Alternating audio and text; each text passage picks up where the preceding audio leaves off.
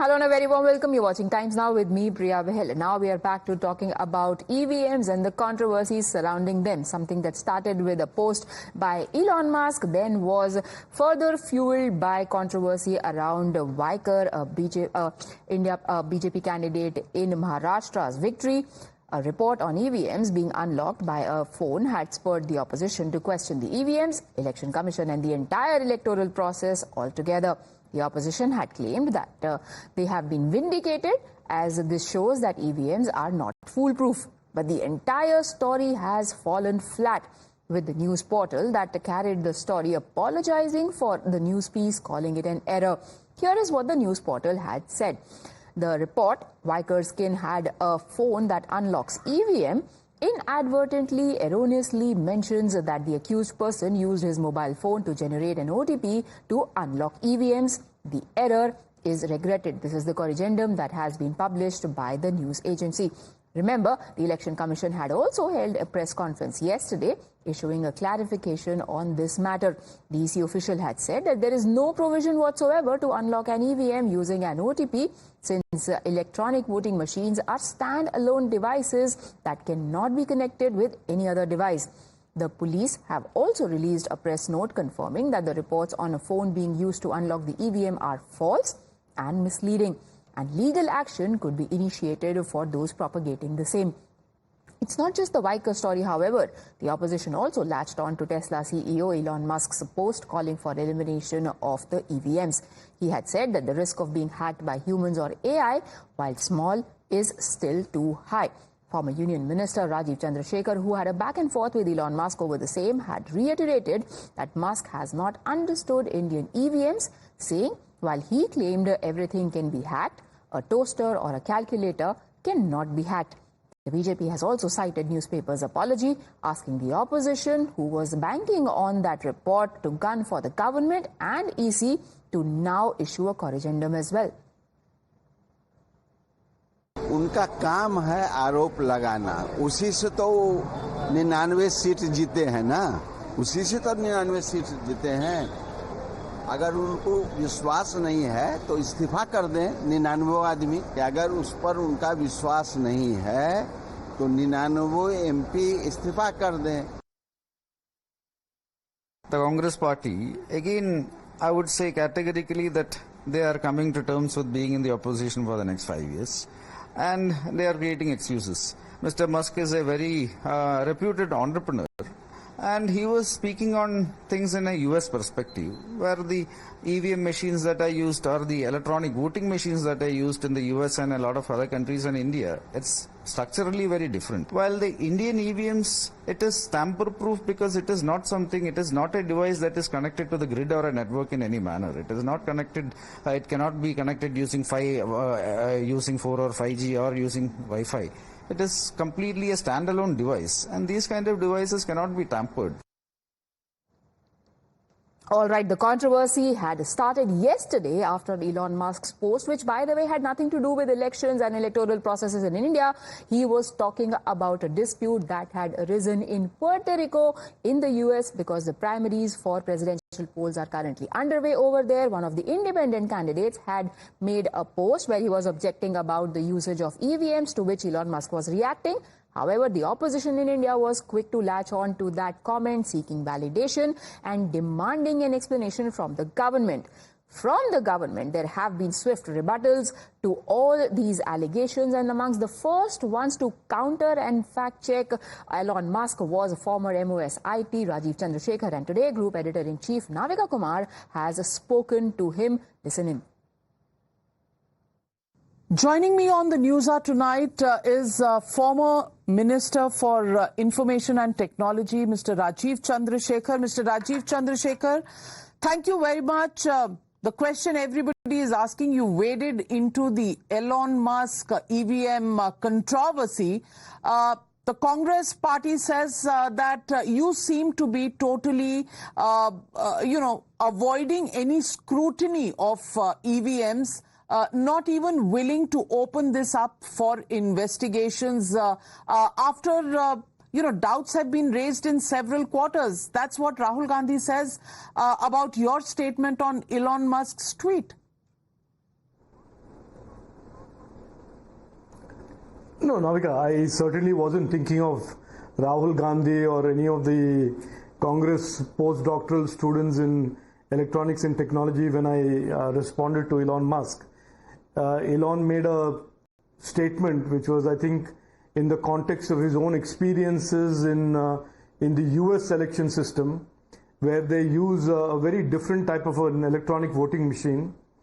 And he commented that EVMs are not a good idea, and he was obviously basing that on his experience or what he had heard from Robert Kennedy about the US elections. And I went on to clarify that that was way too much of a sweeping generalization, because certainly I don't believe, while Elon Musk is known for SpaceX and Tesla, I don't think he knows too much about the Indian EVM. So I said it was a sweeping generalization, and the Indian EVM has been designed and architected to be a very secure piece of hardware that is disconnected from and unconnected to any outside network, therefore not providing anybody a way into the system, and that it is programmed once in the factory and then not reprogrammable. So I made a very technical response to him, and I said, in the event he chooses, I am happy to do a tutorial on why the Indian EVM is very different from what the Americans and Western Europeans use.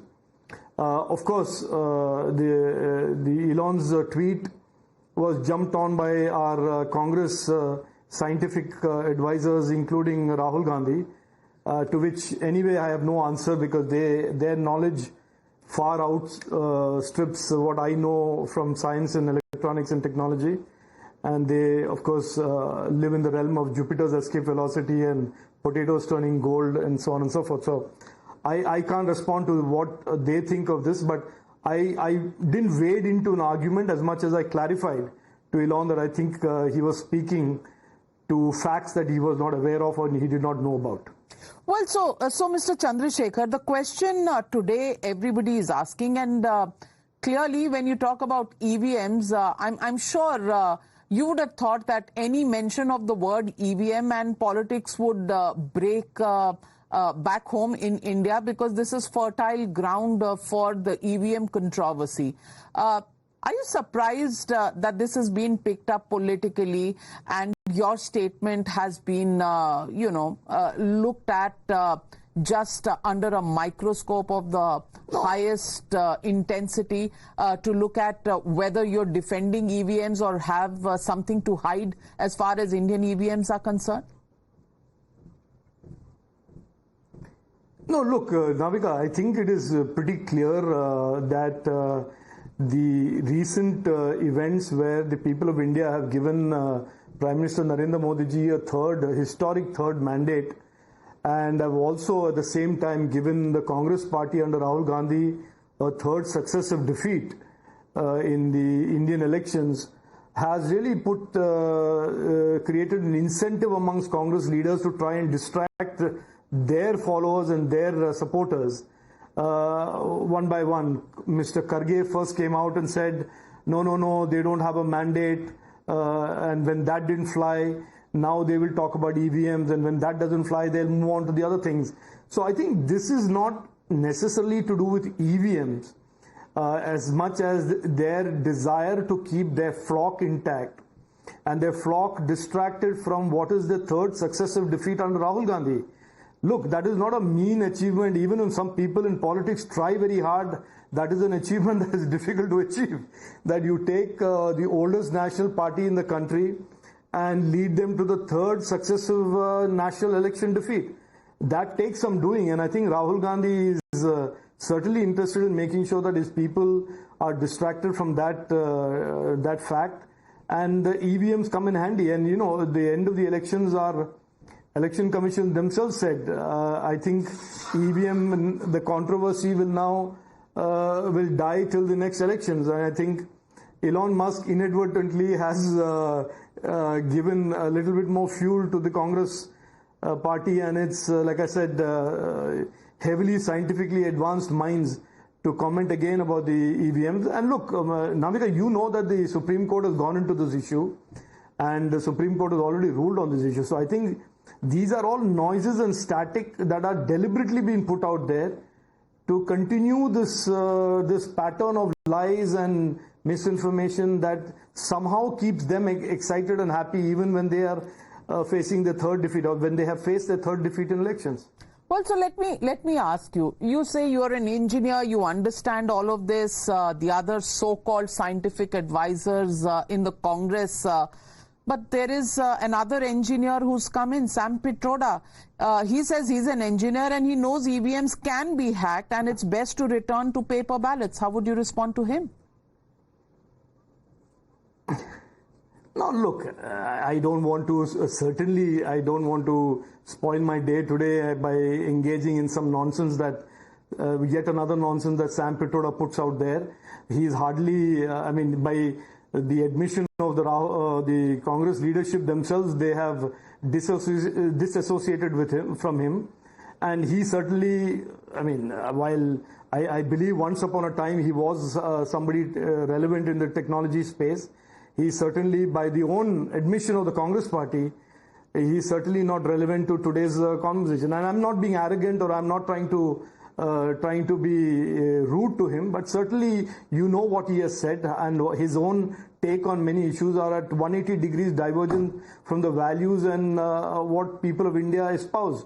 Whether it is Ram Mandir, whether it is terrorism attacks, whether it is Pakistan's terrorism, whether it is the 1984 riots, Sam Pitroda is hardly somebody who has distinguished himself by being on the right side of history, or indeed being on the right side of the truth. So I would not want to get into a debate, certainly not with him. But and certainly this is not an issue of a debate at all. Elon Musk said something, I have countered him, I have explained to him that the situation in India and the design and architecture of the Indian EVM is very different from what he has seen and experienced in the US. If the Congress party wants to continue to perpetuate this myth and about the EVM, more power to them, and the people of India will keep rejecting them. But let me tell you, Uddhav Sena's one particular case of Rinder Wacker, where votes polled stopped, the counting stopped around the 18th or the 19th round, and the counting process was stopped, and in the last round, Wacker was declared a winner. They are now saying that this whole controversy brings back to light the fact that EVMs, one way or another, have been hacked, and they will not allow the member of parliament from there to take oath, because it's actually the Uddhav Sena guy who should have won. How do you look at all of these political developments that have taken place ever since this tweet from Elon Musk came about? No, Navika, I don't know if Elon intended to now spark off every losing party's claim that they lost because of EVMs, including the election in Mumbai. I don't think that was his intention. He was talking purely from a technical point of view that EVMs are hackable, and he was talking about it in the context of what he understands EVMs to be in the US. And we have clarified that the EVMs in India cannot be hacked, or are not like the EVMs in the US, and are designed to be secure. Now, everybody who has lost in the elections, including myself, if we start now using this as an opportunity to lay claim to either a re-election or a recount, or allege that the elections didn't go in our favor, I think that is extending this a bit too much. I mean, I can start making the argument as a losing candidate in these elections that my elections too, if 8,000 votes had come in my favor, I would have won, and therefore it is the EVM that was hacked by my opponent in Tirunelveli. These are bizarre, Navika. Look, if any losing candidate today is aggrieved by what he believes is something that is wrong or is ultra vires the law, he has a way of approaching the EC, he has a way of having an election petition in the courts, and the courts can look at all the evidence that the losing candidate presents and rule on it. Why all this innuendo, conspiracy theories? If the so-called person in Mumbai has a real case, he should file an election petition, he should present the facts and the evidence before the court, and the court will decide the election petition. Since the election is now over and the matter is now to be adjudicated by the courts of India rather than the EC. So people don't want to do that, but they want to rely on these healthy doses of misinformation, causing chaos and confusion in the minds of people, and are happy with that. That is unfortunately the case. That is unfortunately something that Rahul Gandhi has pioneered, and most of his colleagues in the India Alliance seem to be enjoying doing. Well, so Rajiv, Rahul Gandhi is not backing off anytime soon. He says when democratic institutions are captured, the only safeguard lies in electoral processes that are transparent to the public. EVM is currently a black box. EC must either ensure complete transparency of the machines and processes or abolish them. How do you respond? Look, I mean, it is clear, Navika, Rahul Gandhi and the people, the parties in the India Alliance, the dynasts, want to take India back into the good old days when paper votes, booth capturing, all of those things that their forefathers and grandfathers and the long line in their dynasties enjoyed grabbing power with. And unfortunately, India doesn't want to go back. We want to go forward. If there are any issues with the EVMs, it is not certainly to go back to the bad days of booth capturing and paper votes. If there are some issues that they know, apart from making these generalized conspiracy theories, they should put the facts in front of the EC, they should put the facts in front of a court of law and say, here is our evidence that the EVMs are tamperable, that the EVMs are not secure and the EVMs can be misused. Instead of relying on these vague sort of conspiracy theories just with the intention of creating doubt around not just institutions, doubts about the process.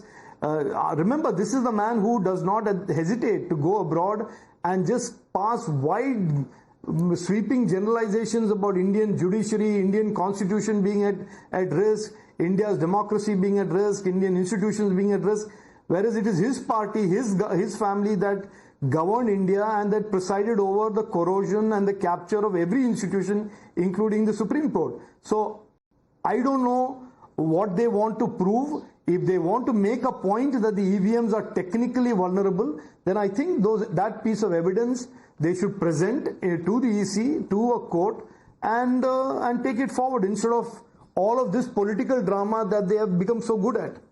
Okay, before I let you go, short description of Elon Musk, Rajeev Chandrasekhar style. No, look, I think he's one of the brightest minds in the world, in the technology world. He is certainly a person who has created an absolutely new trailblazing type of entrepreneurship. He thinks really outside the box, even beyond outside the box. He is pushing the boundaries of what people thought was possible and impossible. And I think he's certainly amongst the greatest icons the technology ecosystem and the technology world has seen and will ever see. I mean, we have Steve Jobs, you have people like Elon Musk. These are people who come once in a lifetime, once in a generation, and I certainly think Elon Musk is amongst them in terms of the pantheon of technology stars. And Rahul Gandhi?